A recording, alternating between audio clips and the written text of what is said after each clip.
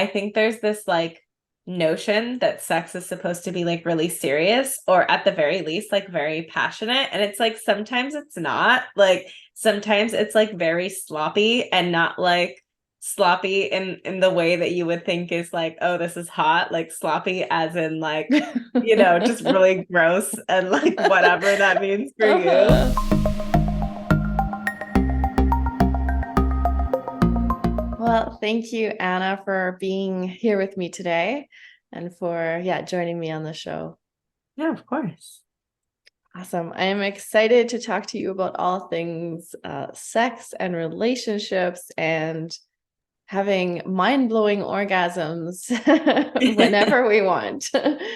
So I thought I'd start and just ask you, if you look back on your dating and relationship life, where are you at today in your sexuality and sex life compared to maybe 10 years ago when you first started dating and having Yeah, relationships?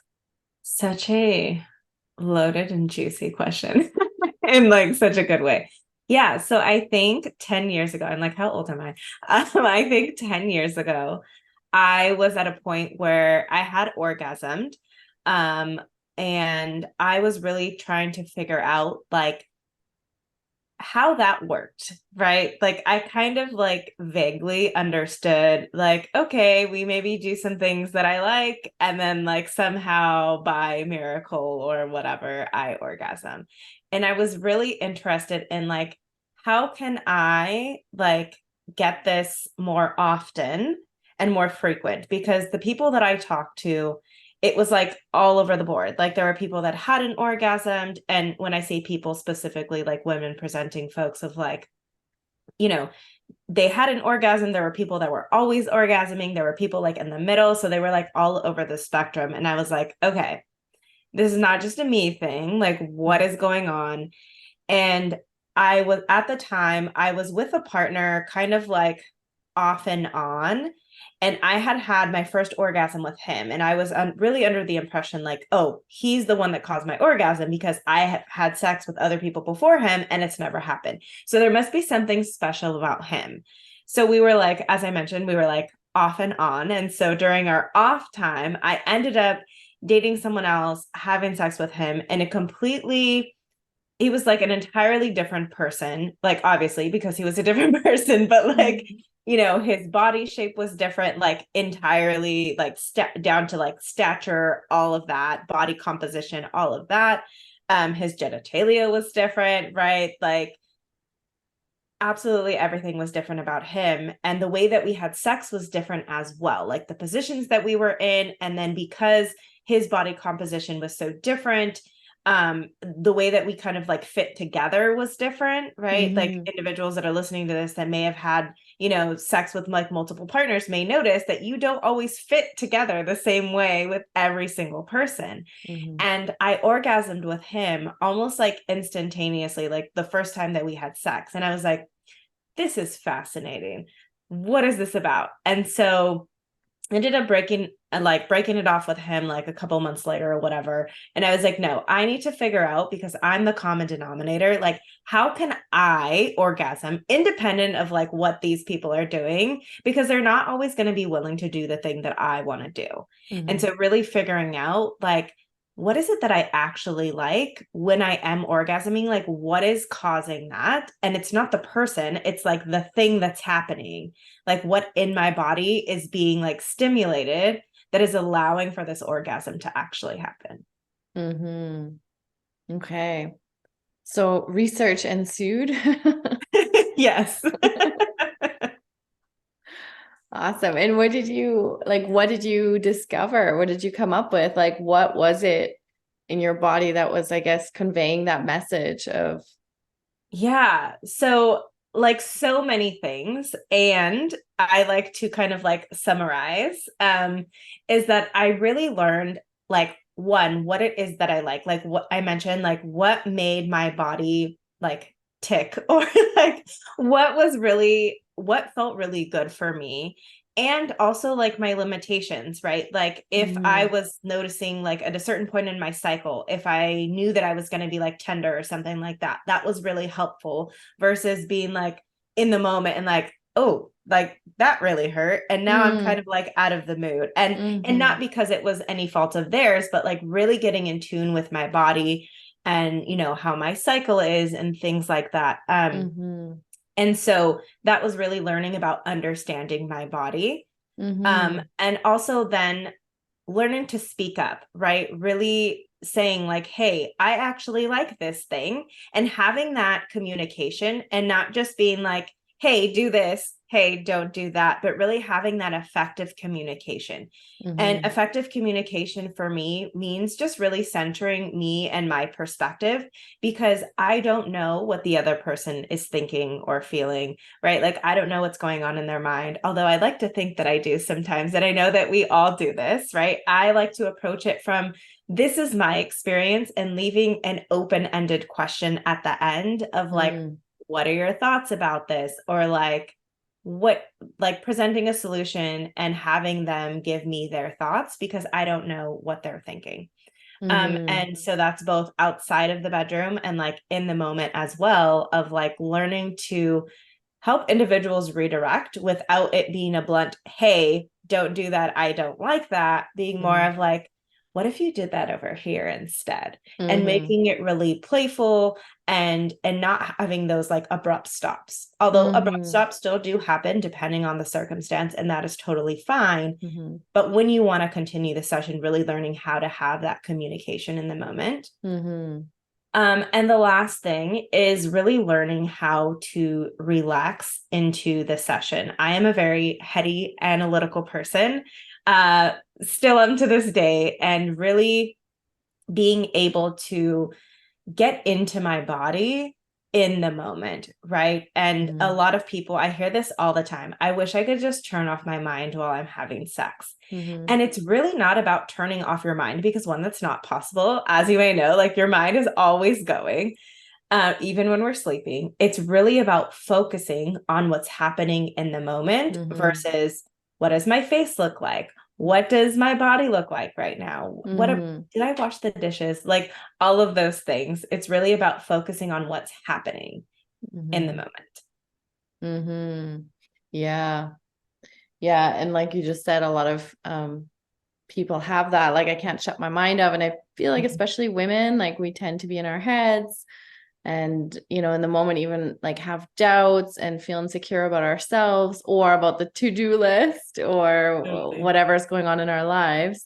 And I found I had that for quite some time. And now what I find is, if I engage my senses, like to bring myself back, like even if it's like maybe it's not feeling like amazing in my body, or there's not much happening in terms of pleasure, but maybe I tune into like the skin of my partner and like just look at his skin or the feel of his skin or his smell, like something like that usually helps me tap back in and get out of the mind. Totally. And for me, another thing that's big is like with this communication, is communicating to my partner how much I value eye contact and that it's like a sense of comfort and safety for me.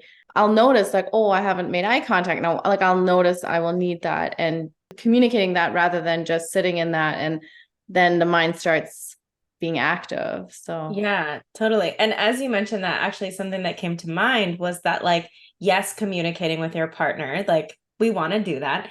And I often think that we get into this like this space of where we expect like, oh, I need something or I want something, and we almost have this expectation that we have to get it from our partner, as if that is the only way that we can get it. And I really like to think about, just as like I was mentioning with a conversational piece of like centering yourself, like how can I get more of what I want with my partner and without my partner, right? So you mentioned eye contact, like, and what stood out to me and made me think of this was like, you're like, oh, I haven't made eye contact. So it's like, okay, maybe if I'm actually like looking at my partner, maybe he will look at me. And if he doesn't, then that is a conversation that we can have in the moment, right? Or just, a comment being made. But it's like, oftentimes we are not almost, it's almost like we're defaulting to our partner to do the thing, when it's like, let's try to get more of what we want on our own.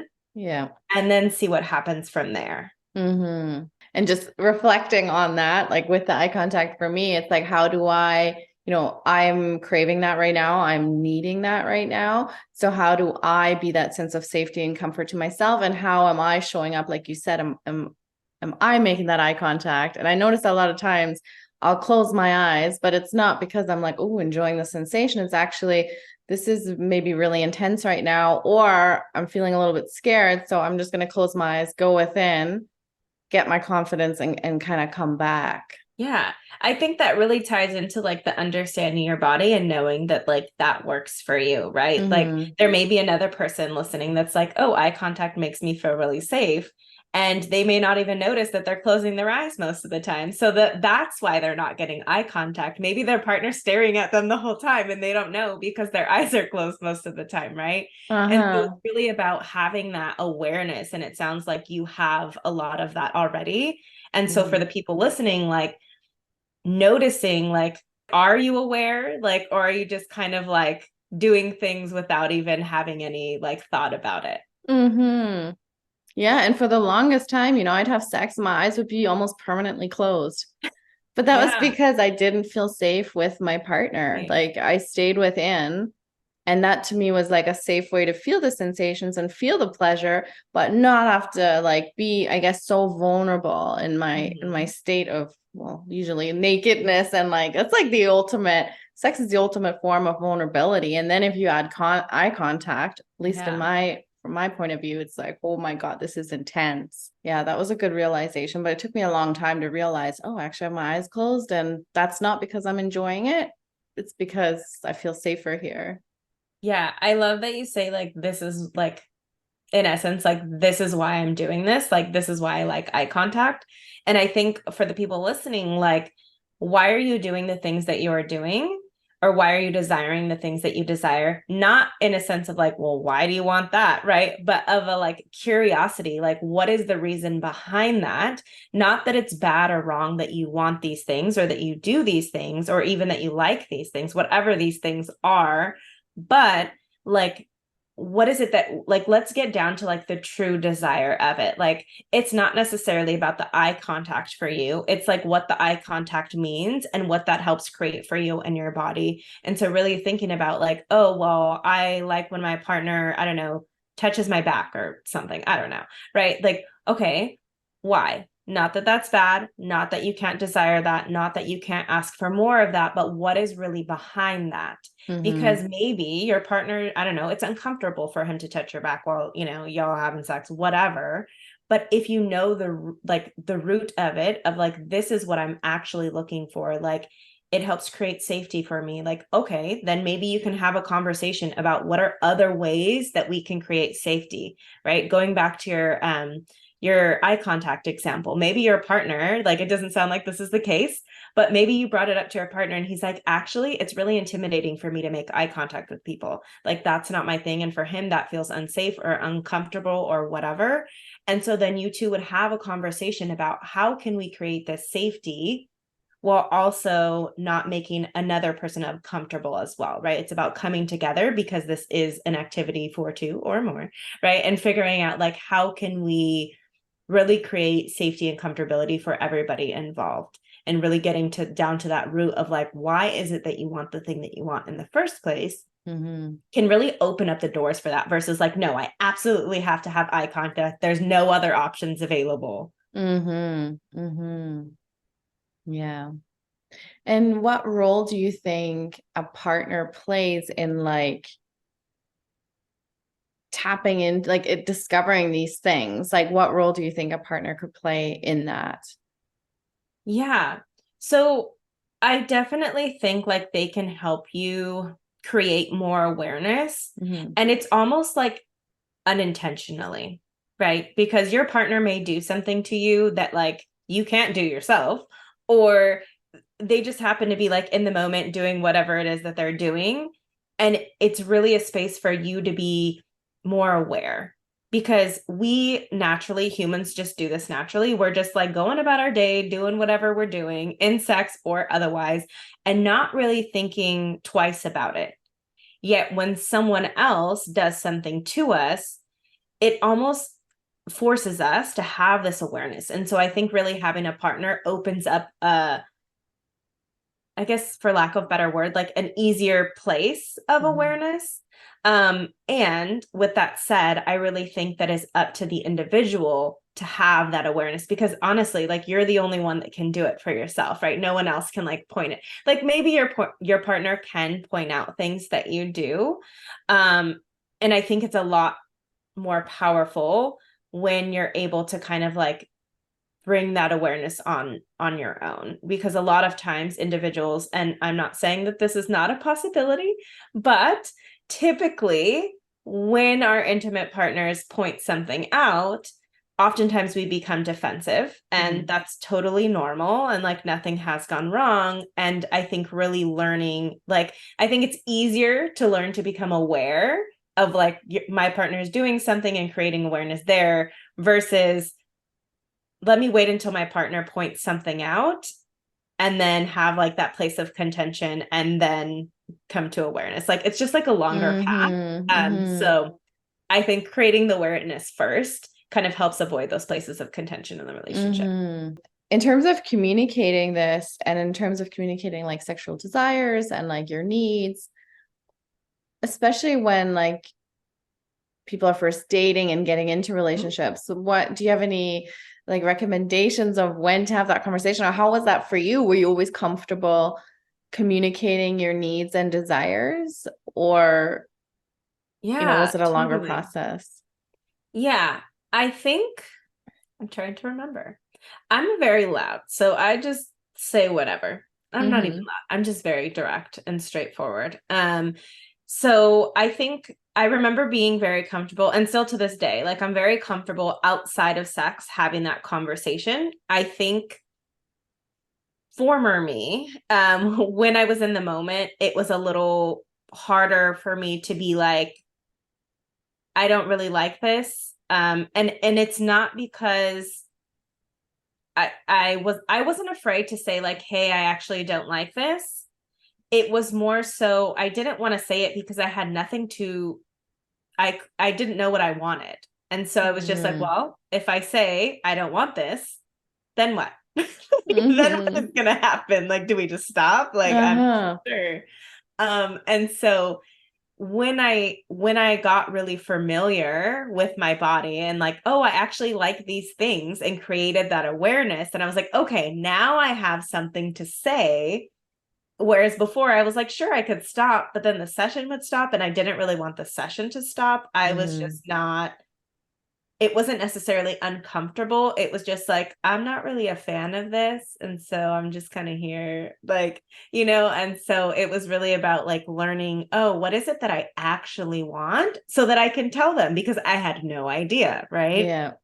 And now that I do know, excuse me, I'm able to redirect. So if my partner is doing something that I like, but like maybe I don't want to say on the wrong body part, but maybe on a body part that I don't necessarily like want him to do. So like, for example, like let's imagine that he's like playing with my nipples and I'm like, I'm not really feeling that today, right? You'd be like, I love what you're doing, and I would love it even more if you would do that on my clit, or if you would do this, I don't know, on my stomach or whatever. It doesn't matter. You get to decide. But it's just about redirecting, and that is a really smooth way to like move on in the sexual scene. Because no one wants to be in the wrong. No one wants to do anything wrong. No one wants to displease their partner. So sometimes when it's just like, I don't like that, stop that. It's just very like a very blunt way of that.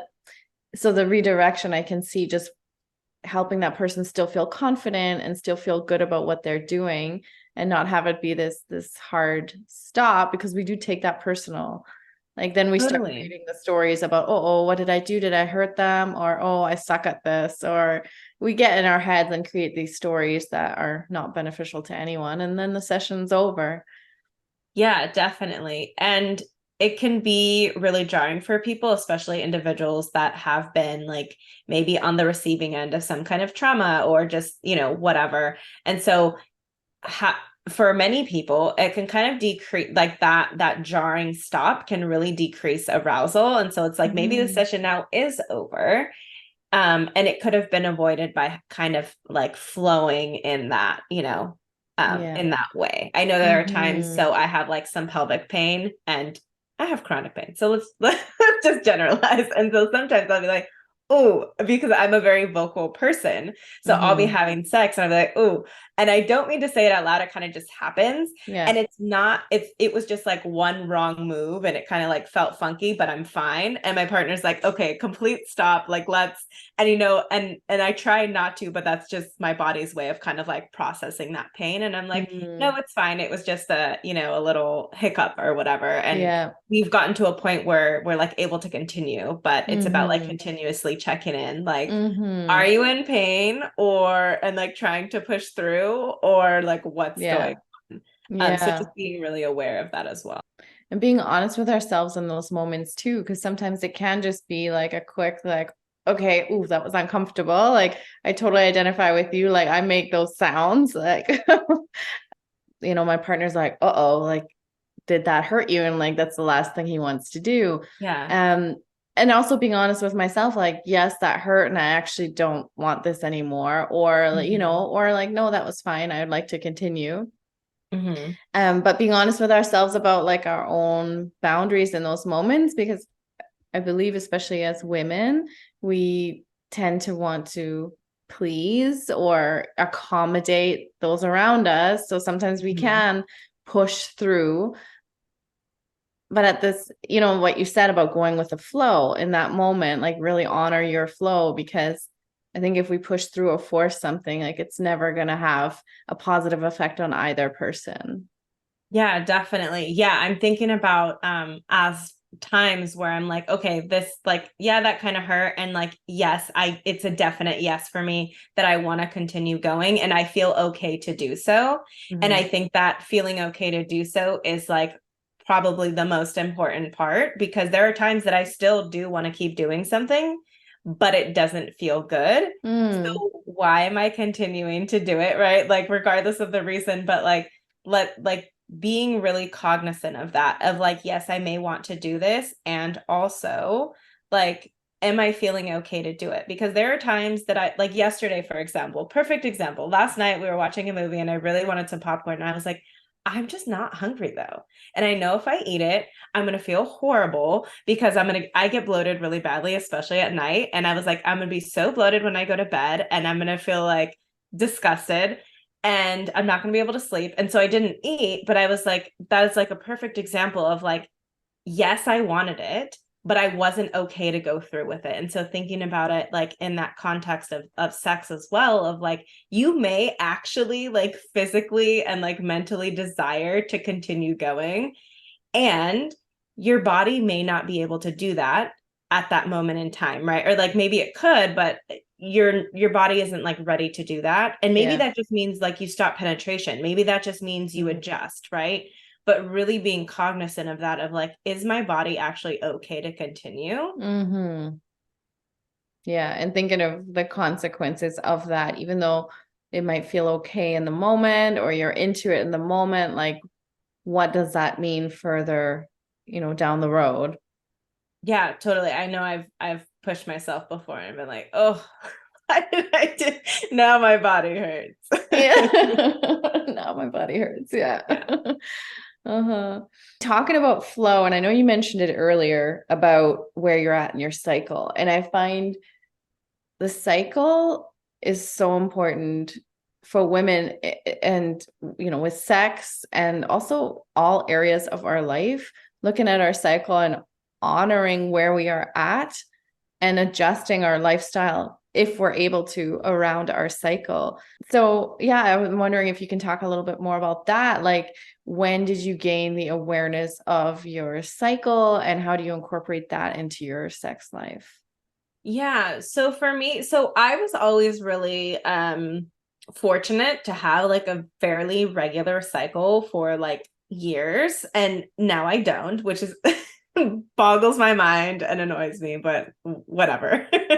So it's when I went from having a regular cycle to like having a like semi irregular cycle is when I started like really creating that awareness. I was always fairly aware of like when I was going to start, when I was going to actually start bleeding and like all of that. And that was very helpful. I was also very aware of my sex drive throughout my cycle. So for me, leading up to actually bleeding is when I would feel like the most desire that I wanted to have sex the most. And even on my cycle was we're always on our cycle, but like when I'm actually bleeding was when I actually wanted to have sex the most. And just really like just creating that awareness. They're just kind of like patterns that I noticed. And I think it was because I was fortunate enough to have like a typical, like, like regular cycle. Now that it is a regular, I actually use those same indicators of like, oh, I'm noticing that my desire is increasing like tenfold. And that is how I can kind of determine like, oh, maybe I'm actually going to get my period this month because I have PCOS, so I can actually go like months without a cycle and it's totally normal. Um and or normal, I don't know, but it goes with my body. So and so like I am actually able to use those indicators of like, okay, maybe my hormones are changing in some way when I'm noticing like an increased like drive over like days at a time. And so I think for the people listening, being really cognizant of like, how does your desire change, if at all, when you are, at what point in your cycle? Are there pain levels, right? So for me, my breasts and my pecs will get really tender. And so I'm like, okay, this is something to keep in mind so that I can communicate that with my partner because like they don't know if I'm in pain, right? Unless I'm like saying it. And so like reminding them like, hey, I actually really like when you play with my breasts. And also like today's not a good day. I normally love this. And also like I'm in pain, so don't do it. Or for some people, they also get like vulvar pain or vaginal pain. And so really keeping that in mind that it's not necessarily that you don't want to have sex and maybe you don't, and that's okay too. But really like communicating that with your partner of like, hey, actually, like I'm having some pain right now or discomfort or, whatever. And it's actually like not a good time for me to have, sex. Or maybe it's just like not a good time to have penetration and that's okay. But I think having that conversation with your partner so it's not just this abrupt, like, no, we're not having sex for like 2 weeks or like whatever it is. Yeah. And it's so helpful for the partner as well to understand you better and like the phases you go through. I know for myself, a big factor as well is like the whole emotional scale. And that really affects my sex life as well. So I know the week before my period, I get pretty insecure. I have a lot of doubts. I'm feeling like I'm more in my head. So all that is really good to know and to communicate. Like I communicate that to my partner. Like this is my insecure week. I would like, more of that tenderness, more of the hugs, more of the holding. So I find that really, really valuable as well to just notice your emotional state of mind. And if you're able to communicate that to your partner, it's beneficial. Yeah, I'm always like, I'm sad today. And it's like, okay, like, is there a reason? I'm like, nah, just sad. Like, I think, I love that idea of like communicating, like, yes, like when you're on your period, and also like at any point in time, if you're noticing like a change in mood for like random reasons, like, I think it's always good to, I mean, I'm a person that likes to know all of the things. So like, I'm just like, I'm going to share it all with you because that's how I like to receive. Right. And so I'm just like, yeah, I'm sad today or I'm annoyed today. So just a heads up, like, I'm annoyed. So. Yes. Yeah. Oh yeah. It's so, so important. I also like what you were saying, really paying attention to your level of desires, and looking at where you are at on your cycle based on that and vice versa. I tend to, once I have information, I get locked into that information. Like this is the way it is. So with my cycle, I'm like, oh, this is the week of my period. Like I'm not feeling, sexual, or I probably won't want to have sex. I'm feeling more insecure. But then really, like you said too, like I actually notice I'm sexually active during that time when I'm bleeding. And sometimes I'm like, oh, I'm going against what it's supposed to be, but I'm not. Like I'm feeling it. Totally. Yeah. It's really just about like being in tune with like what's going on and not what you like think is supposed to happen or like you imagine is supposed to happen. It's really just about like checking in with yourself and being like, oh, okay, yeah, I am actually wanting to have sex right now. Or maybe I'm not wanting to have sex, and that's totally okay. Every situation every day is different, but just going with the flow and like allowing myself to, I guess, not break my boundary, but expand my boundary, change my boundary, like based on what my body's feeling. Yeah, I love how you said every day is different because it made me think of like, at least I know I do this. And I think this also happens. I hear this a lot in terms of like eating styles or like habits and things like that. Like everything starts on Monday, right? And so it's almost like we have this idea, like I even said it earlier, like I'm sad today. And it's like, maybe I'm just sad in this moment. And sure, I just say today and, it's playful or like whatever. But it's like almost like, today I don't want to have sex. And so tomorrow I'm going to have sex. And it's like, what if you just want to have sex later? And like, that's totally fine. But I think we get stuck in this very rigid way of thinking, kind of like unintentionally of like, okay, today's a no sex day, tomorrow's a sex day, when it's like, it could literally change 5 minutes from now or 5 hours from now. Yes. And that's okay. And that's okay. Yeah. And with boundaries in general, as we're learning boundaries, as we're getting to know ourselves and boundaries in relationships, dating with our partners, especially, like knowing that they don't need to be so rigid. They don't need to be so controlled. Like you are allowed to adjust. You're allowed to mold them to your needs in those moments. So letting go of like I guess that control factor, but it's challenging. Yeah, definitely. I think it's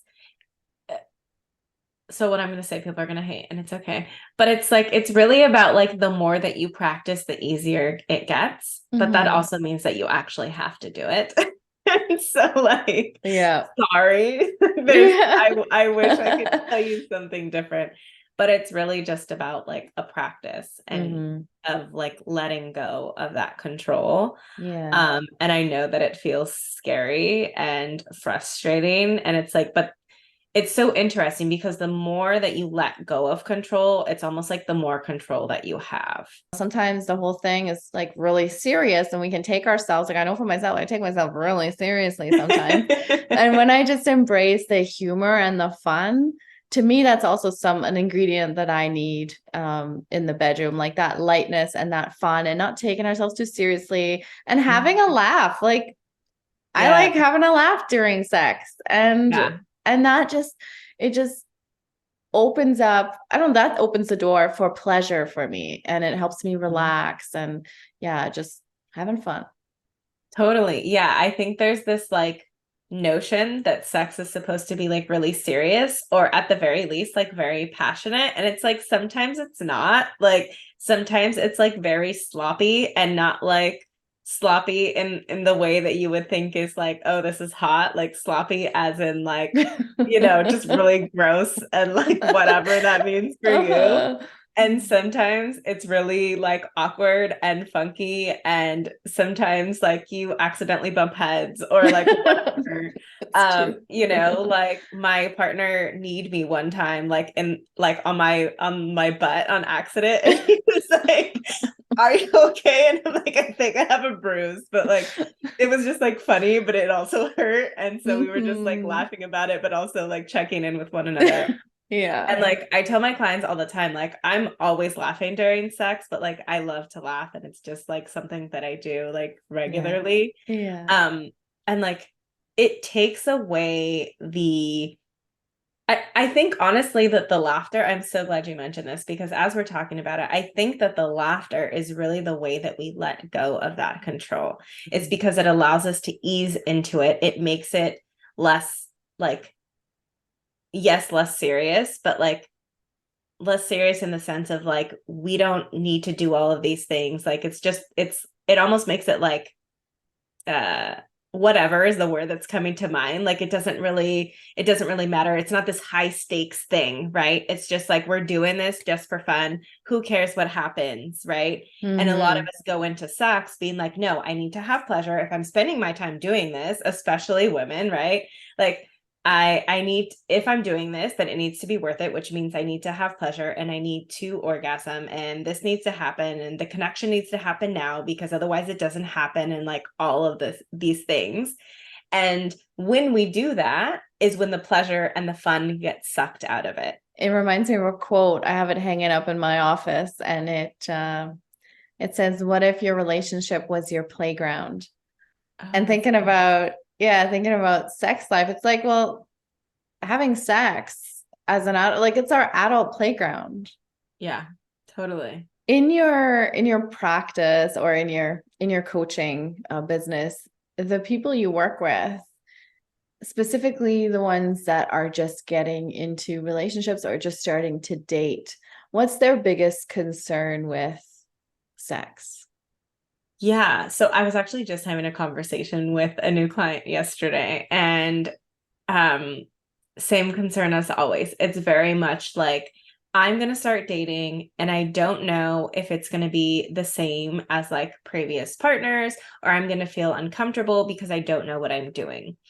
And that really buys into the belief though that there's like one way like to have sex or to do sex, right? Like, and there's not.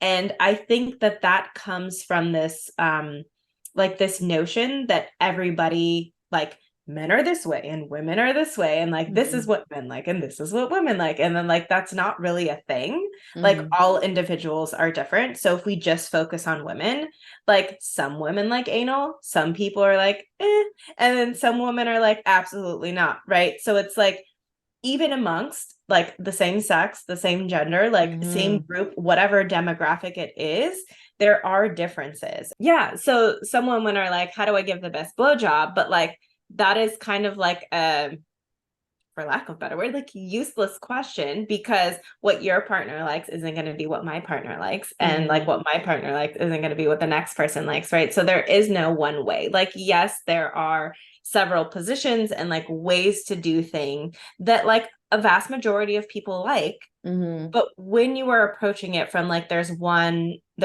way or there's a better way to do that, you're really doing a disservice to your partner. You're doing a disservice to yourself and really the session as a whole, because then you're in your head focusing on like, okay, did I check all the boxes, versus Mm-hmm. really exploring your partner and what's going on for them. We like to Totally. be experts in our field. I think everyone Yes. does. It's like when we start a new job, those first 3 months are really, especially at first, you're like, what is this? How do I find my Yeah. place? And that's Mhm. kind of similar.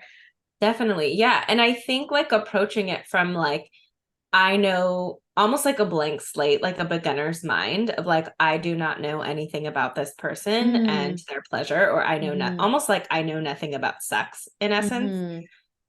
It can really take that pressure off, because if your goal is to just explore and to collect data on your partner and what it is that y'all like together and what your partner likes, then it takes that pressure off, because you're literally just collecting data Mm-hmm. versus I have to do this right.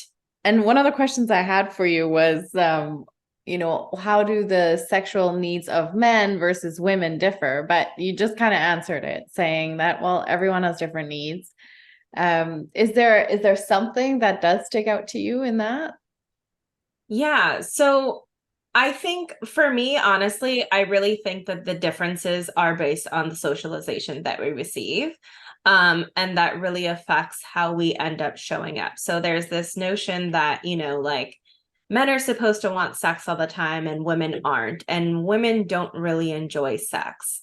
And so that really impacts like how we show up in the bedroom, even if we don't actually believe those things, those messages. I call it like the mom voice. It's like those messages are still playing in the background, and you can hear like your mom saying them, or like whoever it was that like gave you these messages like playing in the background.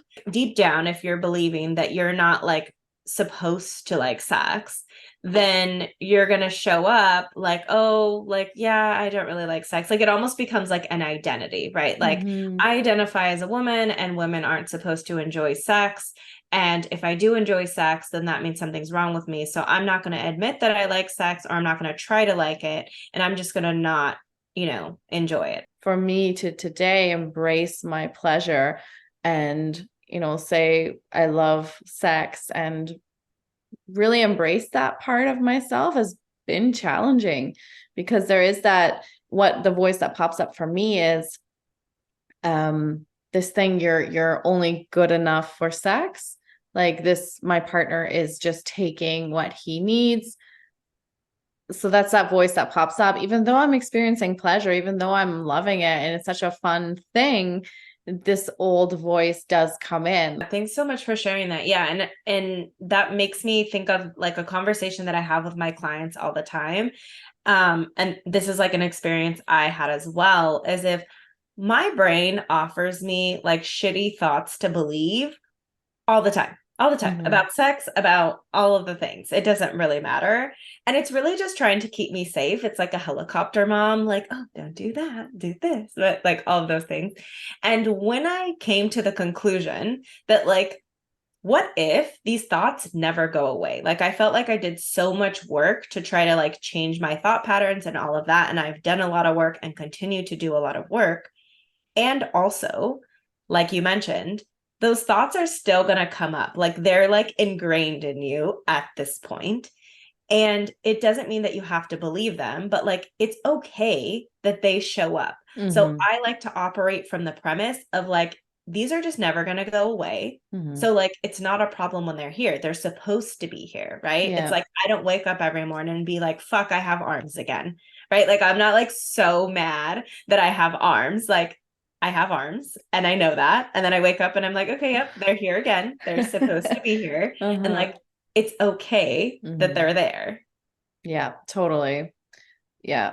Then you're right. Like they're not going to go away. They're just ingrained in us. They may lessen in intensity. Mm-hmm. And I think, like you said, doing the daily work and healing and growing and taking care of ourselves, that's going to strengthen those parts, like our true selves, like Mm-hmm. the parts that want to just flow and have pleasure. And the stronger they get, the quieter those other voices become, but they will, yeah, they'll still be there. I find what helps me as well is to say, like, is this mine? Like, this isn't mine. This was my mother's. So I want to ask you, your coaching practice, I guess you're focused on Latinas and is that correct? Because that's the female, right? For the Latinas, Latinos, Yeah. like what is the So yeah. general term? Yeah. So you could say like Latinx or Latine. I focus on individuals that have been socialized as women. So Mhm. because I identify as Latina, I use the term Latina. I say Latinas all the time just because that's like how I identify and show up. And Mhm. in referring to other people, I've kind of just like been like, okay, I'm going to say like individuals of Latin descent, and that like takes care of it all. Um, Right. so Okay. anyhow, yes. Uh-huh. So my focus is on the Latino population. That is really kind of where like my heart lies in that demographic. I'm also a sexological researcher, so the research that I do is in that community as well. However, I do understand that every person on this planet needs some type of support. And so I do provide coaching services to individuals that are not of Latin descent.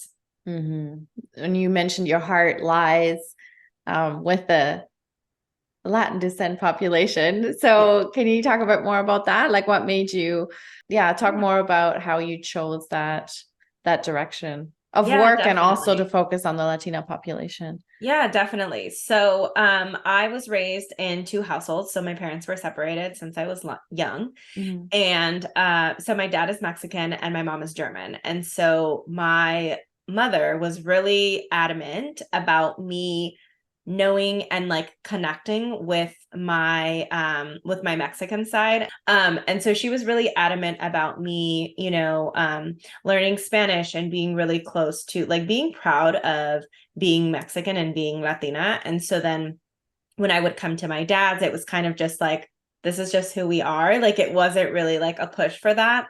But my mom was really just like, no, like, I want you to be connected to these roots. I would see like the very like distinct differences in the way that like my Mexican side of the family, or even like our friends that were like of Latin descent, how they kind of treated sex and how they talked about it or didn't talk about it, and how much more open my mom at the very least was. And so I kind of like just I really noticed that, and I noticed that like I wanted to be somebody that, one, I was like fascinated with like sex and like the science of it and like all of that, and so I always really wanted to like teach about it and talk about it in some capacity.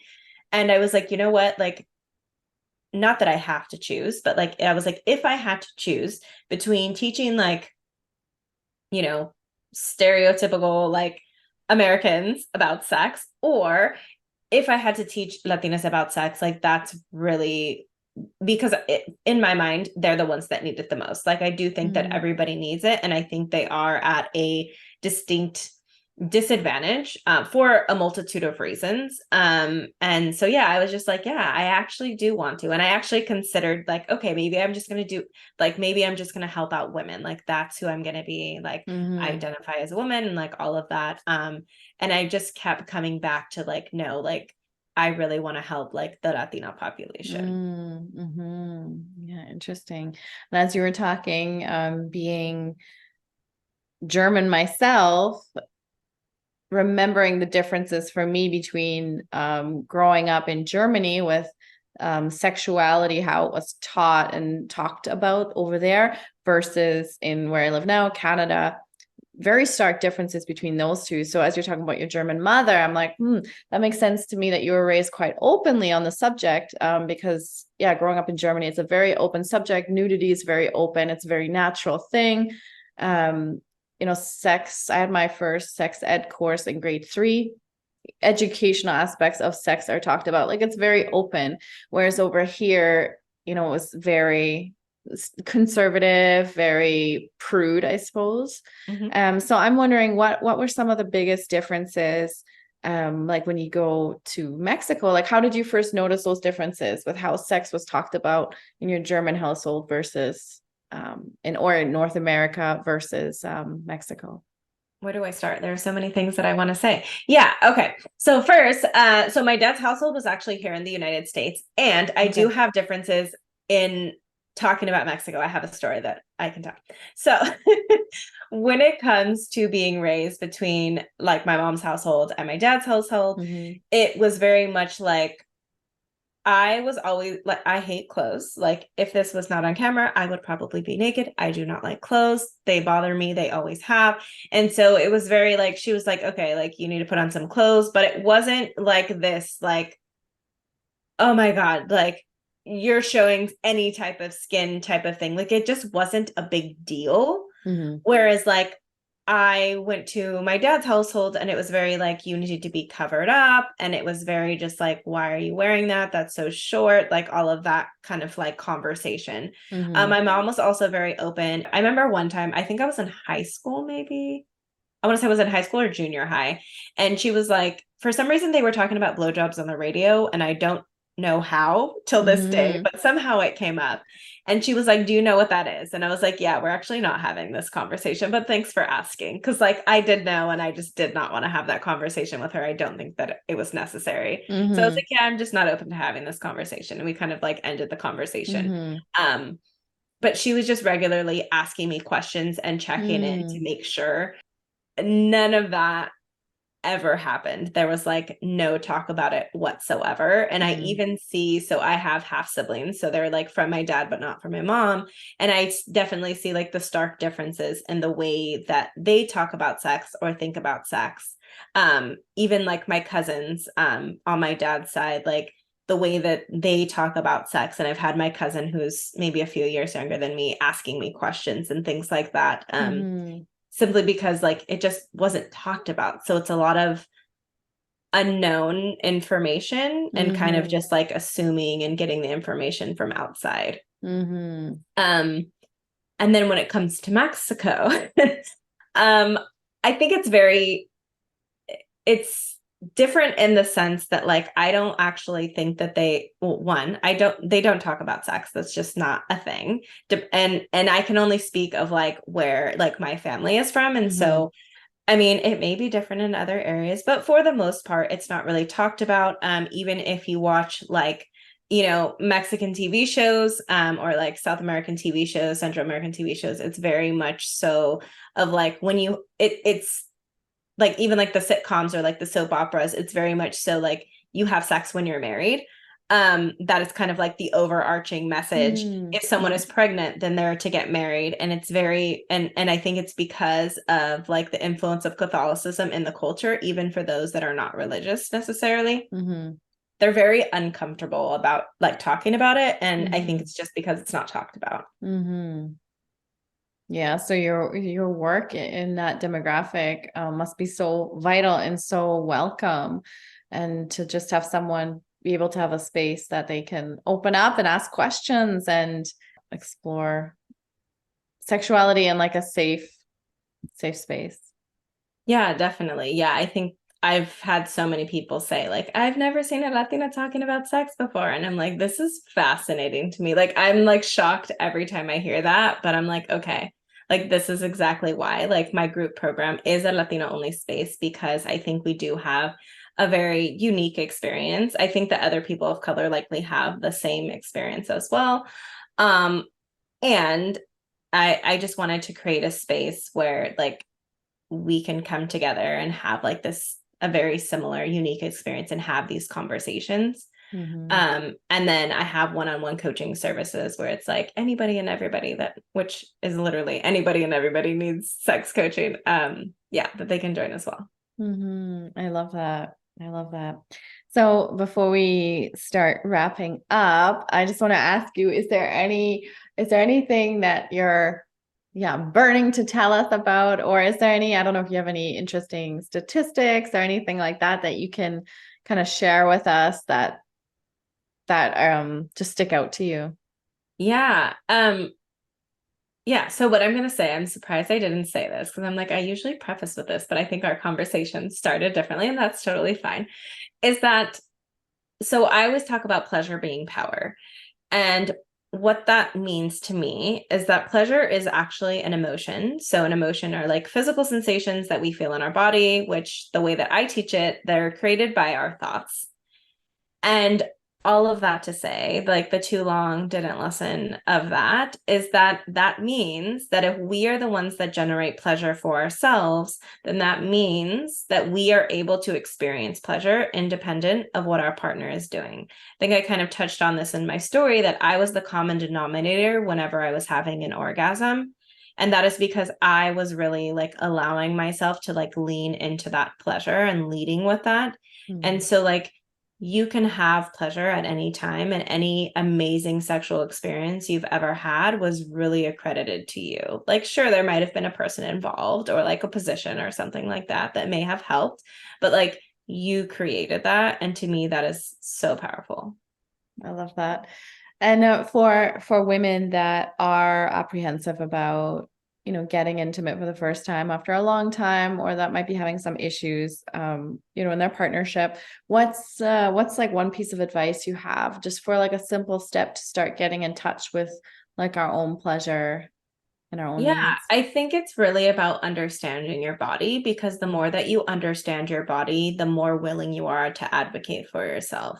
I think I see this a lot of time in like medical scenarios where like we're not really sure what's going on. And so we kind of just take what the doctor says as fact, even though Mm-hmm. we are the ones that know our body best. And so it's really about getting familiar with your body. So, yes, like masturbation is an option if that's what you want to do. Um, and I would say like there are like the way that I can best describe it is like there are two types of masturbation. Like there's the masturbation that you're doing because you just want the experience and all of that. But if you're going to masturbate, I would really say do it in a way that is exploratory, the same way that you would explore a partner's body, right? Like getting really familiar. You're like, oh, I like that. What did I like about that? How can I get more of that? And really almost like treating your body as like a science experiment of like, just collecting all the data that you can, both sexual and otherwise, right? Because you can even just explore your body without it being like masturbation. I call this like non-sexual masturbation, right? It's really just like, okay, like, I don't know, how do my breasts feel at any given time during my cycle? Like, how does my stomach feel? What is this like? Is this normal for me? Is this not? Am I noticing maybe I'm bloated? Like, just like noticing all of the things, because there are very few people that have looked at themselves naked in a mirror, like very intricately, right? And then like also taking a pocket mirror and looking at your vulva, looking at your butt, like all of those things, and really just getting familiar and taking note of what it is that you like and what it is that you don't like. Because once you know those things, you're going to feel a lot more comfortable speaking up. You likely don't speak up now because you're like, you like me, you were like, well, I don't know what to replace it with. I know I don't like this, but I don't know what I do like. So I'm just not going to say anything. Keep in mind, this is not like a means to an end. Like, this is going to be a continual exploration, a continuous data collection kind of thing. And you don't need to get to a certain point in order to like start having sex, but really just continuously collecting that data.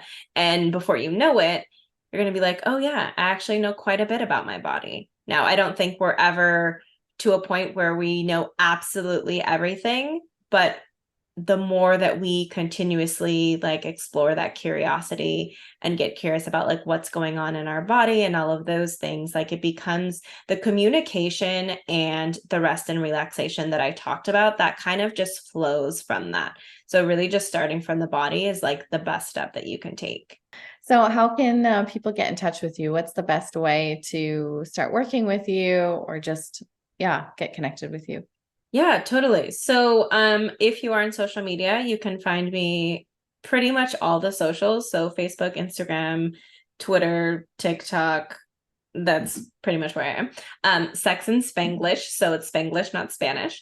I have an ebook, which I can actually send you the link for, so they could just like quickly, grab that there. It's a free download, and it's really just about different ways that you can have like better sex. I say better in like quotes, right? Like you can enhance your sex life. Sometimes you just need some ideas and want people to tell you what to do. So they're just some fun ideas, and it's really just a basis for individuals to kind of like get started thinking about like, oh, I can do this and I can do this, because we are creatures of habit and end up doing the same thing over and over and over again, myself included.